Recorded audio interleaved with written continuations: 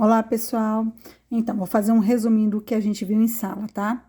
Dado uma função x ao quadrado menos x menos 6, ou seja, essa função aqui era do segundo grau, porque o maior expoente aqui é o 2, tá vendo? Então, por isso que ela se configura como segundo grau, tá? Então, ela vai ter até duas raízes. Isso significa que ela pode não ter raiz nenhuma dentro dos reais, ela pode ter apenas uma ou duas raízes. Ela pode ter uma dessas três respostas, né? Então, quando uma função é de segundo grau, ela pode ter nenhuma, ela pode ter uma ou pode ter duas. Então, por isso que a gente fala que é até duas raízes. E aí, eu vou esboçar o gráfico dessa função, tá? Então, aqui eu vou desenhar meu eixo y e meu eixo x, tá vendo? X e y. A abscissa ordenada, tá? Pronto. Eu vou atribuir, parecido com a função do primeiro grau, né? Eu vou atribuir valores a x, vou substituir e vou ver qual seria o valor de y. O que é isso, professora? Quando eu coloco o valor de x aqui nessa função, ou seja, onde tiver x, eu vou substituir pelo valor que eu indiquei aqui, né? Pode ser qualquer um, são infinitos números dentro de reais. Então, eu vou colocar alguns estratégicos para eu poder esboçar no gráfico. Quando eu faço isso, na verdade, o resultado que eu obtenho quando eu substituo desse lado vai ser o valor de y. Porque eu me lembro que eu falo em sala com vocês que f de x é igual a y, né? Então, se f de x é igual a y, é sinal que o valor de x que eu substituir aqui, eu vou calcular esse lado aqui da igualdade, vai me obter um resultado, um número, né, real, e esse número é o valor de y. Então, o que é isso, professora? Bom, eu vou colocar aqui f de x igual a menos 3. Desculpa, é x igual a menos 3. Bom, se o x for igual a menos 3, eu vou calcular f de menos 3. Então, para eu calcular, eu vou substituir menos 3 aqui e menos 3 aqui. Menos 3 ao quadrado, 9. Aí, se eu colocar menos 3 aqui, vai ficar mais 3, né? Porque menos com menos vai dar mais. Então, 9 mais 3, 12. 12 menos 6, 6. Então, o y é igual a 6. Então, aqui é meu f de x, que, na verdade, isso é igual a y, né? Pronto. O que eu gerei aqui foi um par ordenado, na ordem que o x é o primeiro, o y é o segundo. O par ordenado é um ponto no plano cartesiano, né? Aqui é meu plano cartesiano. Então, esse ponto aqui é o par ordenado menos 3 e 6. Então, quando o x for menos 3, vou colocar menos 1, menos 2 e menos 3. Quando o x for menos 3, o y vai ser 6. Então, eu venho aqui, ó. 1, 2, 3, 4, 5, 6, né? Então, quando o x for menos 3, o meu y vai ser 6. Esse ponto aqui é justamente esse primeiro ponto dessa coordenada aqui de quando o x for menos 3, tá? Agora, eu vou colocar aqui menos 2. Quando o x for menos 2, substituindo aqui, qual será o valor de y? Menos 2 ao quadrado é 4. 4 mais 2, porque menos com menos é mais. 4 mais 2, 6. 6 menos 6, 0. Então, 0. Tá vendo? Pronto. Então, o meu par ordenado menos 2 e 0 vão marcar no plano cartesiano.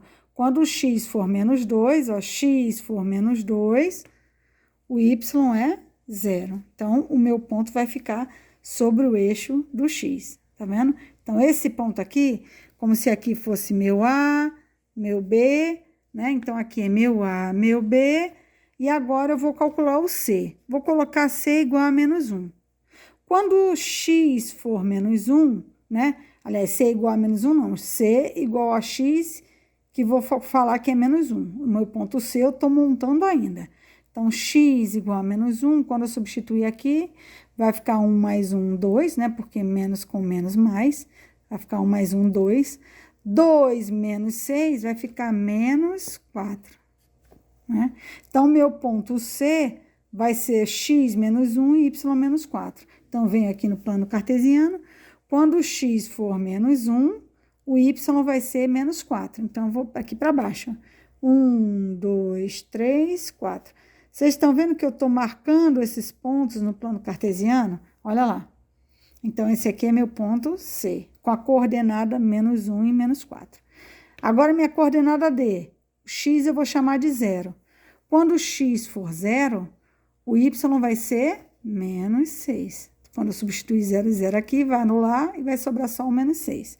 Então, para o ordenado D, é 0 e menos 6. Então, quando o x for 0, o y é menos 6. Então, menos 1, menos 2, menos 3, menos 4, menos 5 e menos 6, em cima do eixo y. Então, esse aqui é o meu D, tá vendo?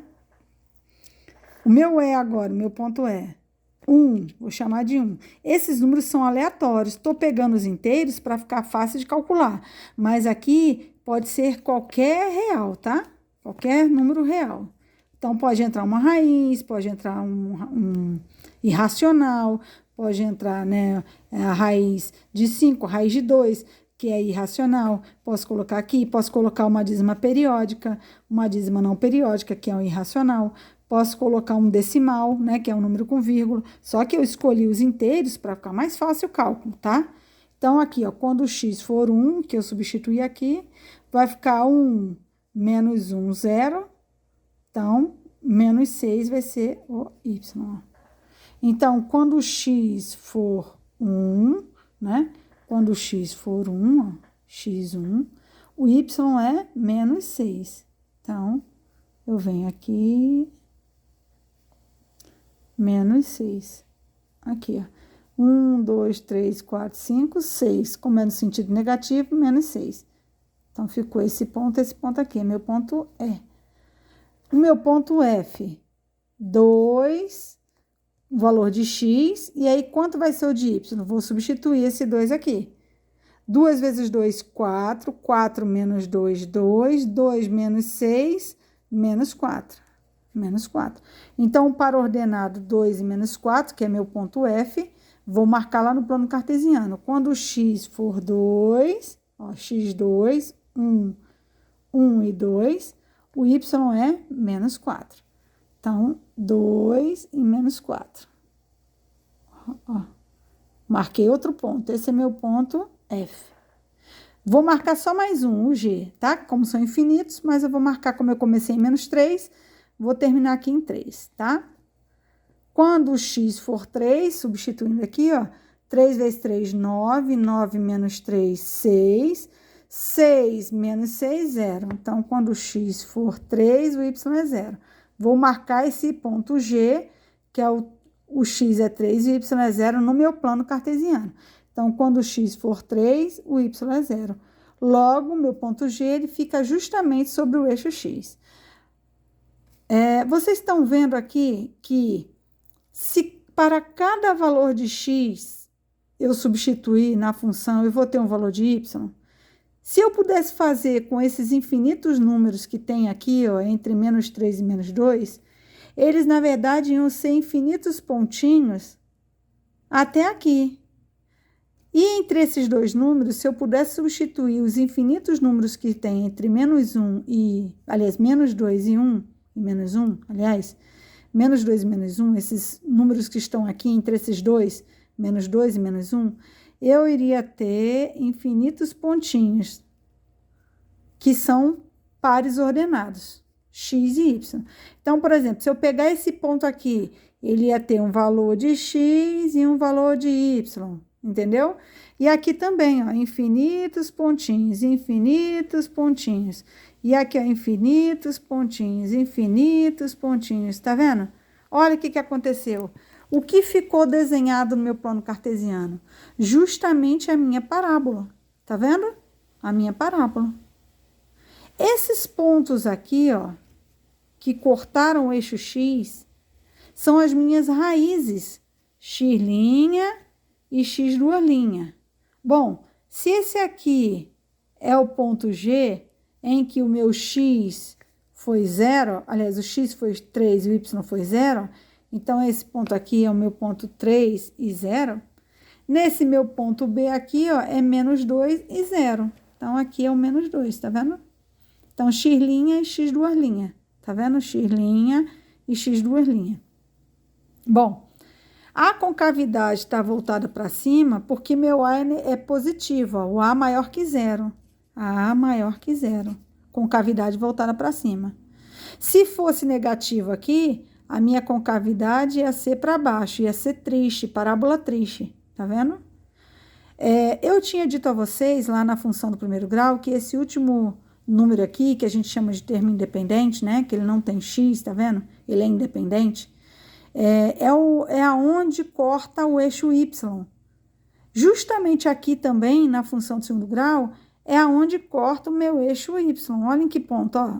O D aqui, ó, 0 e menos 6, ó, no menos 6, que é justamente o termo independente.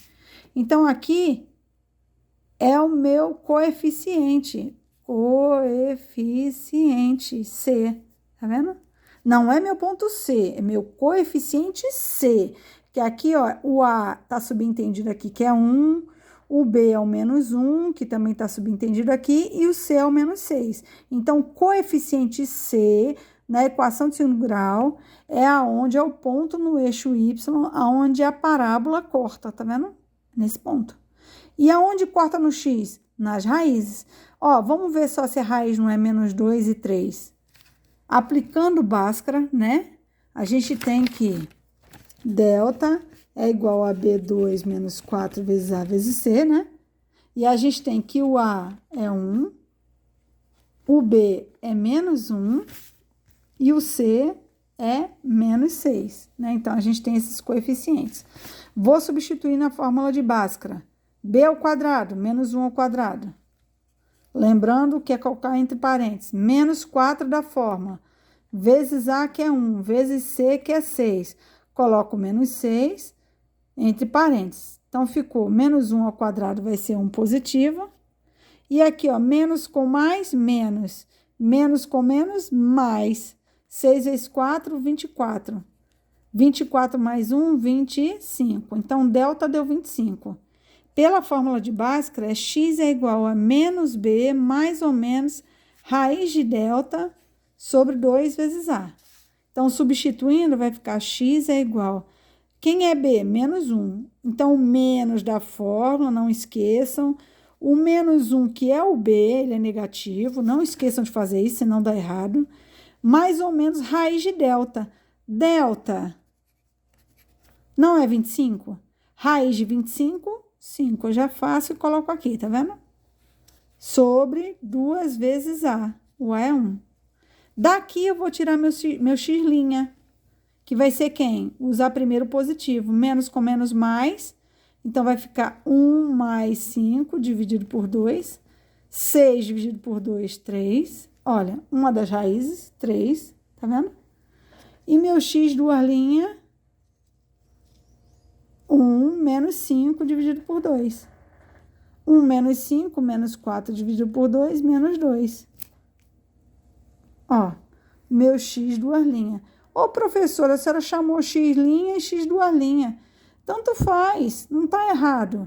Se eu tivesse colocado aqui o inverso, se eu usei o positivo primeiro, então, x'. Se eu coloquei o negativo primeiro, x'. Depende de quem eu colocar primeiro, mas não deu justamente os mesmos valores. Um 3 e o outro menos 2. Um resultado sendo 3 e o outro resultado sendo menos 2. Olha isso aqui, 3 e menos 2. Então, esse ponto aqui, onde a parábola corta o eixo x, são as minhas raízes, x' e x duas linhas, tá certo?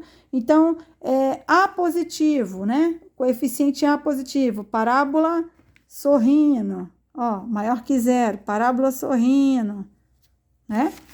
A negativo, ó, parábola triste, ó. Eu até faço isso em sala, né? Chorando, triste, ó. A negativo, a minha parábola fica com a concavidade voltada para baixo. E aqui, a concavidade voltada para cima. A positivo e A negativo, não esqueçam disso. Com relação ao delta, se o delta for menor que zero, negativo, não existe nos reais. Solução nos reais, não. Só nos complexos que vocês vão ver depois.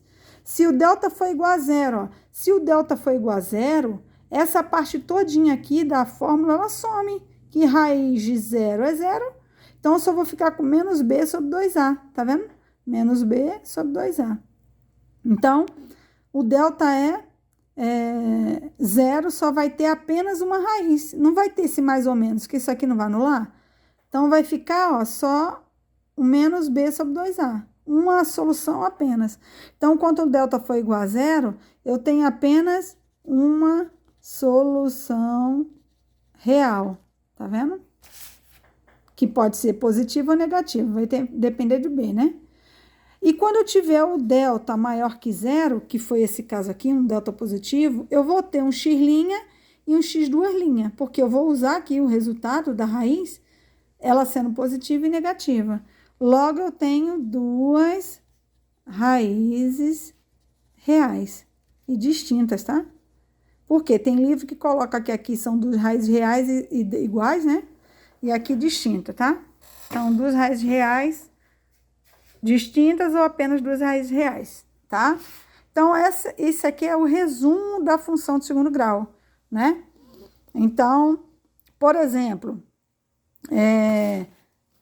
teve um exemplo que eu usei lá do forno, né? Você liga o forno, ele esquenta, esquenta, esquenta, esquenta, chega um certo ponto, ele fica lá, aquele valor constante, né? De temperatura. Se você desliga, a temperatura cai, cai, cai, cai. Então, na verdade, a temperatura de um forno, ela pode ser representada por uma função de segundo grau, tá vendo? Uma equaçãozinha. Conforme vai aumentando o tempo, né? No caso aqui, o tempo vai ser o x, eu vou aumentando a temperatura. Eu chego até um certo ponto, a temperatura, por ter um termômetro geralmente no forno, né? Se você marcar lá 210 graus Celsius, vai ficar lá em 210, 210, 210, porque tem uma temperatura que fica, um termômetro que fica regulando, então vai ficar aqui no constante. Quando você desligar o forno, o que acontece? Ela cai, do mesmo jeito que ela aumentou a temperatura, ela também cai. Então, aqui é a descrição, né, da temperatura de um forno, por exemplo, né?